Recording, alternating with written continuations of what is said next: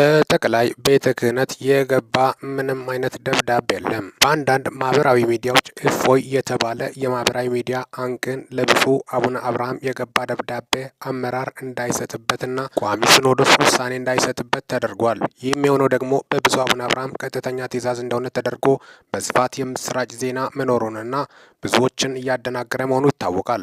ይሁንና ወደ ቋሚ ሲኖዶስም ሆነ ወደ ብፁዕ አቡነ አብርሃም እፎይ የተባለ ማህበራዊ ሚዲያ አንቂን በተመለከተ በአካል ቀርቦ ምንም አይነት ማመልከቻ ያስገባ አካል አለመኖሩንና በማህበራዊ ሚዲያ በዚህ ዙሪያ ብፁዕ አቡነ አብርሃምን መሰረት በማድረግ የሚተላለፈው ዘገባ ፍጹም ሐሰተኛና መሰረተ ቢስ መሆኑን እየጠቆምን እውነትነት የሌለው መረጃን በማሰራጨት የብፁዓን አባቶችን ስም ለማጥፋትና መልካም ስማቸውን ለማጠልሸት የሚደረገው ሙከራ ሁሉ ተቀባይነት የሌለውና ሐሰት ለሆነ ምዕመናንና ምዕመናት ሐሰተኛ መረጃ በማሰራጨት ሊያደናግሩ ከሚፈልጉ አካላት ራሳችሁን እንድጠብቁ ለማሳሰብ እንወዳለን በማለት የኢትዮጵያ ኦርቶዶክስ ተዋሕዶ ቤተ ክርስቲያን መንበረ ፓትርያርክ ጠቅላይ ጽሕፈት ቤት መግለጫ ሰጥቷል። በመግለጫውም ነው ልንመለከት የቻልነው።